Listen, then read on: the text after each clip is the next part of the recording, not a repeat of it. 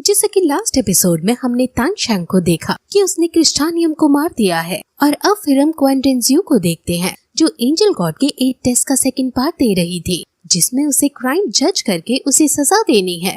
वो अपने ही सामने अपने ज़्यू वाले रूप को देखती है और उसे अब अपने ही पास का इंसाफ करना था, क्योंकि अपने ज़्यू वाले रूप में उसने कई लोगों को बेवजह मौत के घाट उतारा है।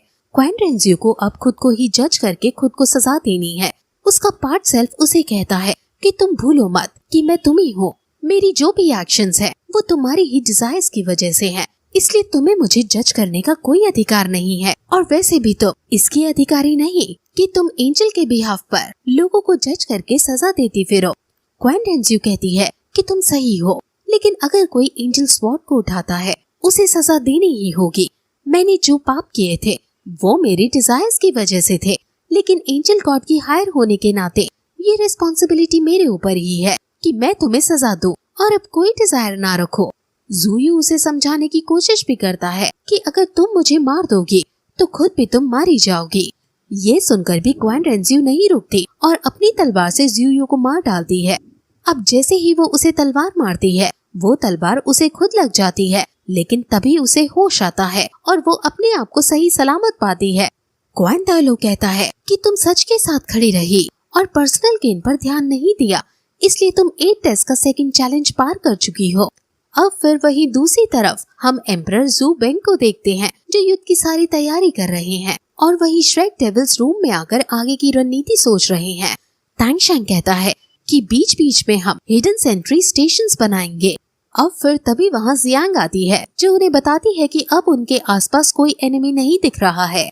तांग शैंग कहता है कि वो सोल मास्टर्स जो मार्शल सोल हॉल के इलाइट होंगे, और अब वैसे सेना दोबारा नहीं आएगी क्योंकि इलाइट सोल्जर्स को बीबी तोंग और खोना नहीं चाहती है। लेकिन इन केस अगर इलाइट सोल्जर्स आए तो एजाइल सपोर्ट हॉल रिपोर्ट कर देना। अब असली जंग स्टार्ट होने वाली है, लेकिन मिस्टर दाई को ये थोड़ा डर था कि तांग क्लैन के hidden weapon martial soul hall के बड़े बड़े वॉरियर्स के खिलाफ काम कर भी पाएंगे या नहीं। तांग शैंग कहता है कि मार्शल सोल हॉल के पास कई सारे सोल मास्टर्स हैं। बीबी तोंग युद्ध से पहले हमारे सभी सैनिक की पार्ट डाउन करने की कोशिश करेगी, इसलिए हमें जल्दी से पहले लीमा प्लेन पर जाकर उसे कैप्चर करना चाहिए ताकि वो सभी ज़ियालिंग पास पर इकट्ठा होने के लिए मजबूर हो जाएं। अब वो बात कर ही रहे थे कि तभी वहाँ मार्शल गेलोंग अपनी सेना के साथ वहाँ आ जाता है और तांग शैंग को लैन हाओ वैंग कहकर पुकारता है और कहता है कि मैंने यहाँ की सारी सिचुएशन के बारे में सुना। आपका हम धन्यवाद करते हैं कि आपने पहले से ही प्लानिंग कर रखी थी। अब लॉजिस्टिक सप्लाई रूट तैयार हो गया है और एम्परर का आदेश सुनते ही हम अब कल युद्ध का नगाड़ा बजा देंगे। तांग शैंग कहता है कि सप्लाई रूट की प्रोटेक्शन करना हमारी ड्यूटी है और हमें अभी भी डर है कि बीबी तोंग फिर से यहाँ हमला कर सकती है। मार्शल का पेट वहाँ बहुत डिसरिस्पेक्टफुल तरीके से सामान को इधर उधर गिरा रहा था, लेकिन मार्शल कुछ भी नहीं कह रहा था, जिससे हमें पता चलता है कि मार्शल के अंदर कितना ज्यादा एरोगेंस है। मार्शल कहता है कि अब असली बैटल स्टार्ट होने वाली है और अब आपको घर जाकर रेस्ट करना चाहिए। यहाँ जो भी दिक्कत होगी वो मैं संभाल लूंगा। ये सुनकर मोटू ऑब्जेक्शन उठाने की कोशिश करता है, लेकिन तांग शैंग उसे रोककर मार्शल की बात मान जाता है और सभी श्रेक डेविल्स वहाँ से चल पड़ते हैं। रास्ते में मोटू कहता है कि हमने इतनी मेहनत की और अब हमें उसने वापस भेज दिया, इससे हमारी लड़ाई का क्रेडिट अब मार्शल ही ले जाएगा। मिस्टर दाई कहता है कि इसे ही पॉलिटिक्स कहते हैं।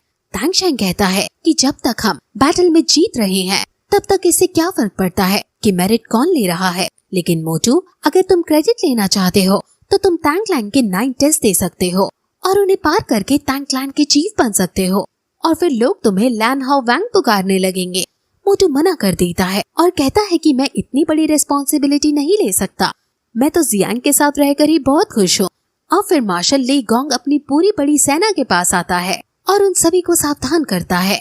वहीं हम एक बी को देखते हैं जो इन सभी पर नजर रख रही थी, और ये और कोई नहीं बल्कि बीबी तोंग की भेजी हुई वो कमांडर थी जिसको लास्ट एपिसोड में बीबी तोंग ने इम्पोर्टेंट काम असाइन किया था। वो कहती है कि इतने दिनों बाद फाइनली मैंने इनकी वीकनेस अब पता लगा ली है। वो अब सीधे बीबी तोंग के पास जाती है और कहती है कि मेरे पास आपको कुछ बताने को है।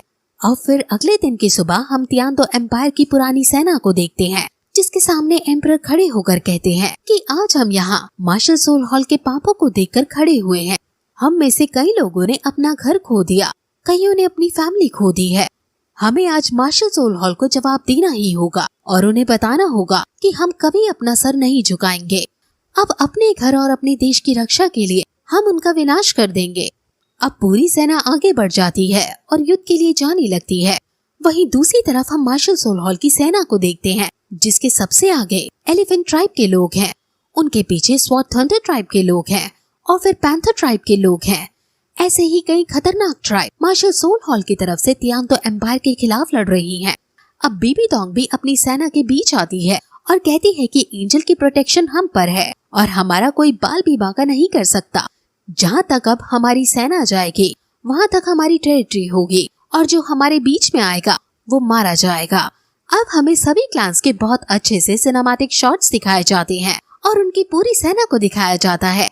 अब दोनों सेना आमने सामने खड़ी है और तांग शैंग अपनी तांग क्लैन की आर्मी को हिडन वेपन के साथ तैयार कर देता है। अब सभी सोल मास्टर्स भी अपनी अपनी स्पिरिट रिंग्स को निकाल लेते हैं और युद्ध के ढोल नगाड़े बजने शुरू हो जाते हैं और फिर यही एपिसोड खत्म हो जाता है।